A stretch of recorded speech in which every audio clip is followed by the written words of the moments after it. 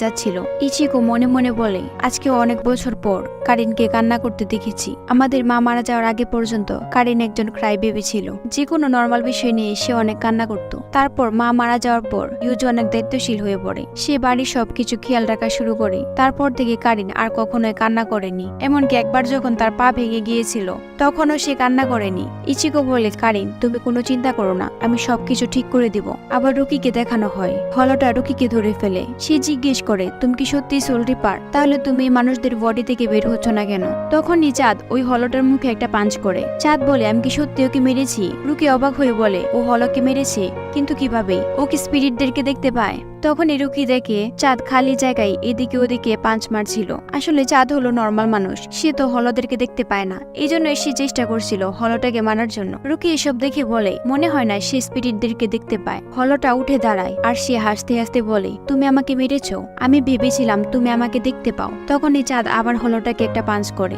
চাঁদ বলে, মনে হচ্ছে আমি আবার ওকে মেরেছি। রুকি বলে, এটা কিভাবে সম্ভব? হলদেরকে দেখতে পায় না, শুনতে পায় না, তার সাথে আবার সেন্সও করতে পারে না, তারপরও সে ওকে মারছে। হলটা রাগ হয়ে তার ডানা দিয়ে উঠতে শুরু করে আর হাসতে হাসতে বলে, তুমি আমাকে এখানে এসে ধরতে পারবে না। সে রুকিকে বলে, সোল রিপার তুমি এখন কি করবে? রুকি চাঁদকে বলে, এখানে শুধু দাঁড়িয়ে থেকো না, এখান থেকে চলে যাও। সে এখন আকাশে উঠছে। চাঁদ রুকিকে জিজ্ঞেস করে, তুমি কি ওদেরকে দেখতে পাও? তাহলে বলো ও কোথায় আছে। রুকি বলে, কি বলবো?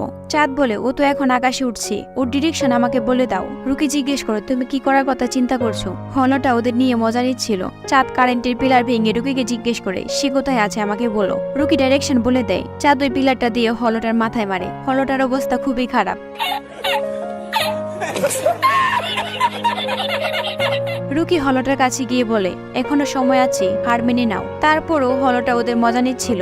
রুকি জিজ্ঞেস করে, এখানে মজা নেওয়ার কি আছে? হলটা বলে, তেমন কিছু না, তোমাদের মতো সোল রিপাররা সবসময় আমাদের কাছে পরাজিত হও। তখনই হলটা ছোট ছোট মনস্টার দিয়ে রুকি আর চাঁদকে ধরে ফেলে। ওই মনস্টারগুলোর জন্য রুকি আর চাঁদ নাড়াচাড়া করতে পারছিল না। হলটা মজা নিয়ে বলে, এখন তোমরা তোমাদের জায়গা মতো চলে এসেছো। তোমরা সোল রিপাররা আমাদেরকে আন্ডার এস্টিমেট করো, এজন্যই তোমরা আমাদের কাছে এমন বাজেভাবে হেরে যাও। তাহলে চলো এখন তোমাদেরকে খাওয়া শুরু করি। আগে সোল রিপারকে খাবো, তারপরে ছেলেটাকে খাবো। তখনই চাঁদ পুরো শক্তি দিয়ে নিজেকে ওই মনস্টারদের থেকে ছাড়িয়ে নেয়। হলটা ভয় পেয়ে বলে, এসব কি হচ্ছে? এটা পাগলামি ছাড়া আর কিছুই না। তুমি কি ভেবেছো সবকিছু শক্তি দিয়ে সমাধান করে ফেলবে? তখনই চাঁদ হলটার উপর আবার পাঞ্চ করতে আসে। একটুর জন্য হলটা পাঞ্চ থেকে বেঁচে যায়। চাঁদ আবার বাতাসে এদিকে সেদিকে পাঞ্চ করা শুরু করে। রুকি চাঁদকে থামিয়ে দিয়ে বলে, আমার কাছে এসে বাতাসে কিক করো। চাঁদ কিক করে ওই মনস্টারদের থেকে রুকিকে ছাড়িয়ে নেয়। এই সুযোগে হলটা আবার আকাশে উঠতে শুরু করে। ছোট ছোট মনস্টারগুলো সেখান থেকে চলে যায়। রুকি চাঁদকে বলে, সে আবার আকাশে উঠছে, আমার কাছে ওকে ধরার জন্য একটা আইডিয়া আছে। আমরা দেখি চাঁদ রুকিকে ধরে রেখেছে। চাঁদ জিজ্ঞেস করে, তুমি কি সত্যি এটা করতে চাও? রুকি বলে, হ্যাঁ, আমরা তোমার শক্তি তার সাথে আমার ব্রেন একসাথে করেছি, এখন আমরা ওকে ধরবই। চাঁদ বলে, কিভাবে বলবো আমি জানি না, কিন্তু তারপরও তোমাকে দেখে এতটা স্মার্ট মনে হয় না। রুকি বলে, এসব বলার সময় নয়, এখন টার্গেটের দিকে ফোকাস করো। হলটা বলে, এখন কি করবে? আমার আশেপাশে কোনো কারেন্টের পিলার নেই যেটা দিয়ে তোমরা আমাকে মারতে পারবে। হলটা চাঁদের কাছে মার খাওয়ার পর এখন সে চাঁদকে ভয় পেতে শুরু করেছে। তারপর রুকি চাঁদকে বলে, হলটা কোন দিকে আছে? চাঁদ রুকিকে হলটার দিকে ঝুড়ে মারে। এটা দেখে হল ভয় পেয়ে চিৎকার শুরু করে। রুকি বলে, এখনো সময় আছে, হার মেনে নাও। হলটা বলে, ঠিক আছে ঠিক আছে, আমি হার মেনে নিয়েছি। তখনই হলটার শরীরে একটা ছোট মনস্টার চলে আসে। তারপর সে ভাব নিয়ে বলে, আমি তো মজা করছিলাম। ছোট মনস্টারটা তার মুখ থেকে পোকার মতো কিছু একটা রুকির দিকে মারে। সেগুলোর জন্য রুকি নিচে পড়ে যাচ্ছিল। চাঁদ রুকিকে বাঁচিয়ে নেয়। চাঁদ জিজ্ঞেস করে, কি হয়েছে? রুকি বলে, ও আমার উপর হঠাৎ করে অ্যাটাক করেছে। রুকি তার শরীর থেকে ওই পোকাগুলোকে ছাড়ানোর চেষ্টা করে, কিন্তু পারে না। হলটা বলে, এত সহজে ওদেরকে ছাড়াতে পারবে না। তারপর হলটা তার মুখ থেকে একটা আওয়াজ করে, সাথে সাথে ছোট পোকাগুলা ব্লাস্ট হয়ে যায়। রুকি নিচে পড়ে যায়। হলটা বলে, এগুলো হচ্ছে ছোট ছোট বোমা, এরা আমার আওয়াজ শুনেই ব্লাস্ট হয়ে যায়। চাঁদ রাগে হলটার দিকে এগিয়ে যায়। হলটা বলে, বিগ বয় তুমি এবার কিছুই করতে পারবে না। আমরা দেখি হলটা সেই পাখিটাকে সেখানে নিয়ে এসেছে। পাখিটাকে দেখে চাঁদ আর রুকি দুজনেই ভয় পেয়ে যায়। রুকি বলে, এখন বুঝতে পেরেছি, এই পাখিটাকে আনার জন্যই হলটা একটু আগে চলে গিয়েছিল। পাখির খাঁচার চারপাশে ছোট মনস্টারগুলোও ছিল। হলটা ভাব নিয়ে রুকিকে বলে, চলো একটা গেম খেলা যাক, তুমি দৌড়াতে শুরু করো, আমি তোমাকে হান্ট করব। রুকি উঠে দাঁড়ায়। তারপর সে চাঁদকে বলে, তোমার জায়গা থেকে নড়বে না, তুমি যদি এক পাও সামনে আগাও তাহলে পাখিটার জীবনের বিপদ হবে। চাঁদ বলে, তাহলে তোমার কি হবে? রুকি বলে, চিন্তা করো না। রুকি ইচিকোর কথা চিন্তা করে বলে, আমি একজনকে কথা দিয়েছি, আমি নিজের জীবন বিপদে ফেলবো না। তারপর রুকি দৌড়াতে শুরু করে। হলটা আর তার ছোট মনস্টারগুলো রুকির পিছনে দৌড়াতে শুরু করে। ছোট ছোট মনস্টারগুলো আবার রুকির উপর ওই পোকাগুলোকে মারে। রুকি সেগুলো থেকে নিজেকে বাঁচিয়ে নেয়, কিন্তু তারপর একটা মনস্টার রুকি শরীরে ওই পোকাগুলোকে মারে। হলটা আবার তার মুখ থেকে আওয়াজ করে সেই পোকাগুলোকে ব্লাস্ট করে ফেলে। রুকি শরীর থেকে রক্ত বের হচ্ছিল।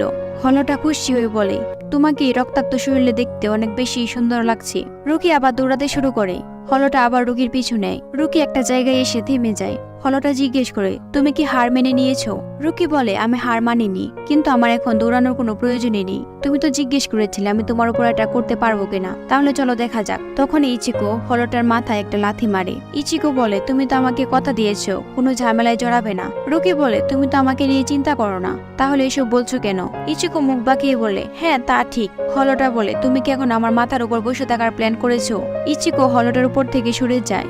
তারপর সে নিজের পরিচয় দিয়ে বলে, আমি একজন সোল রিপার। তুমি তো সোল রিপারকে চাও, কিন্তু এতক্ষণ তুমি ভুল মানুষের পিছনে দৌড়াচ্ছিলে। হলটা বলে, তুমি সোল রিপার, তার মানে আমি এতক্ষণ শুধু সময় নষ্ট করেছি। রুকি তার গ্লাভস পরে রেডি হয়ে যায়। হলটা ইচিকোর উপর ছোট মনস্টারগুলো দিয়ে অ্যাটাক করে। তখনই রুকি ইচিকোর সোলকে আলাদা করে দেয়। ইচিকো হলটার উপর অ্যাটাক করে দেয়। হলটা বলে, তোমাকে দেখে অনেক টেস্টি মনে হচ্ছে। ইচিকো জিজ্ঞেস করে, তার মানে তুমিই ছিলে যে চাঁদের উপর হামলা করেছে, তারপর আবার একটা মেয়ের উপরও হামলা করেছো? তুমি তো একটা আবর্জনা। হলটা বলে, তুমি তো এই আবর্জনার খাবার হতে চলেছ। রুকি ইচিকোর বডি নিয়ে এক জায়গায় লুকিয়েছিল। সেখানে চাঁদ এসে দেখে ইচিকো মাটিতে পড়ে আছে। সে রুকিকে জিজ্ঞেস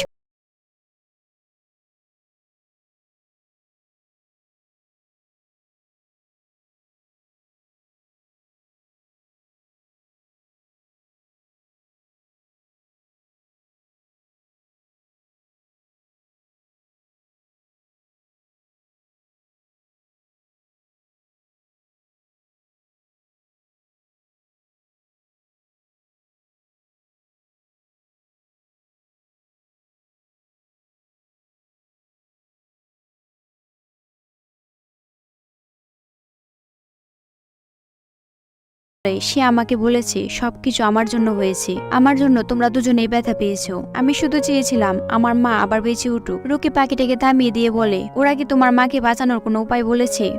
আবার হলটাকে দেখানো হয়। হলটা বলে, তুমি একদম ঠিক বুঝতে পেরেছো, আমি ওই বাচ্চার মাকে মেরেছি। তখন আমি একজন নামকরা সিরিয়াল কিলার ছিলাম। ওই বাচ্চার মাটা আমার শেষ ভিকটিম ছিল। সে অনেক চেষ্টার পরও বাঁচতে পারেনি। ওর মাকে মারতে আমার কাছে অনেক বেশি ভালো লেগেছিল। শেষ নিঃশ্বাস পর্যন্ত সে তার বাচ্চাকে বাঁচানোর চেষ্টা করেছে, কিন্তু আমার একটা ভুল হয়ে গিয়েছিল। আমি ওর মাকে মারতে ব্যালকনি পর্যন্ত গিয়েছিলাম। এই সুযোগে ওই বাচ্চাটা চালাকি করে আমার জুতোর ফিতা বেঁধে দিয়েছিল, যার জন্য আমি ব্যালকনি থেকে পড়ে মারা যাই। তারপর আমি ওই বাচ্চাটাকে নিয়ে একটা গেম খেলার চিন্তা করি। আমি ওই বাচ্চাটাকে মেরে তার সোলকে পাখির ভিতরে ঢুকিয়ে দিই। আমি তাকে বলি, তুমি যদি 3 মাস এই পাখির মধ্যে থেকে বেঁচে থাকতে পারো, তাহলে আমি তোমার মাকে ফিরিয়ে দিব।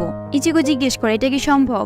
হলটা তখন বলে, তুমি কি বোকা? মৃত মানুষকে আমি কখনোই ফিরিয়ে আনতে পারবো না। তা সত্ত্বেও সে আমার কথা বিশ্বাস করে নেয়। এই গেমটাতে অনেক মজা হয়েছে। সে বাচ্চাটা নিজেকে বাঁচানোর পুরো চেষ্টা করে। বাচ্চাটাকে যে বাঁচানোর চেষ্টা করেছে আমি সবাইকে মেরে ফেলেছি। প্রতিবারই সে ওদেরকে ছেড়ে দেওয়ার জন্য অনেক অনুরোধ করেছে। যখনই আমি ওর মার কথা বলেছি, তখনই সে সবকিছুর জন্য রাজি হয়ে যায়। ইচিকো এসব শুনে অনেক রেগে যায়। হলটা ইচিকোর ব্লেড ধরে ফেলে। তারপর হলটা ইচিকোর উপর ছোট মনস্টারগুলো ছুঁড়ে মারে। ইচিকো সেগুলোকে ধরে হলটার মুখে একটা পাঞ্চ করে। ইচিকো বলে, তোমার বোম তোমাকে ফেরত দিলাম, এখন আওয়াজ করো। মনে হচ্ছে তুমি আওয়াজ করবে না, তাহলে চলো তোমাকে একটু সাহায্য করে দেই। এসব বলে সে হলটার জিহ্বা টান দিয়ে ছিঁড়ে ফেলে। হলটা চিৎকার শুরু করে। তারপর ইচিকো তার ব্লেড দিয়ে হলটাকে কেটে ফেলে। তখনই সে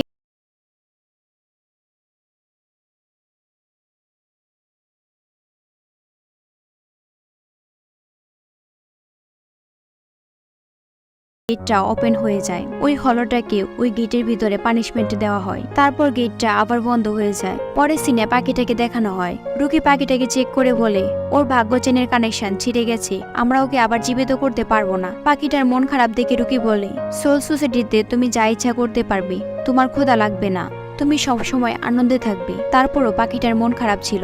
ইচিকো রুকিকে থামিয়ে দিয়ে বলে, তুমি যদি সেখানে যাও তাহলে তুমি তোমার মাকে দেখতে পাবে। পাখিটা এটা শুনে অনেক খুশি হয়ে যায়। পাখিটা চাঁদকে বলে, তোমাকে অনেক ধন্যবাদ, তুমি সবসময় বুদ্ধির থেকে আমাকে বাঁচিয়েছো, আমি কোনো ব্যথাও পাইনি। চাঁদ বলে, আমি যখন মারা যাব তখন তোমাকে নিয়ে আবার এরকম ভাবে দৌড়াবো।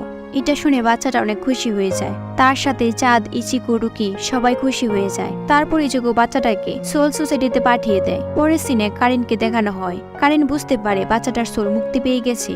সে ইচিকোকে ধন্যবাদ দেয়। এই এপিসোড এখানেই শেষ। ভিডিওটা ভালো লাগলে একটা লাইক করুন, কমেন্ট করে জানাবেন কেমন হয়েছে। আমি যেহেতু নতুন, আপনাদের সাপোর্টটা অনেক বেশি প্রয়োজন, তাই সাবস্ক্রাইব করে পাশে থাকুন। পরের ভিডিওতে আবার দেখা হবে। সে পর্যন্ত ভালো থাকুন।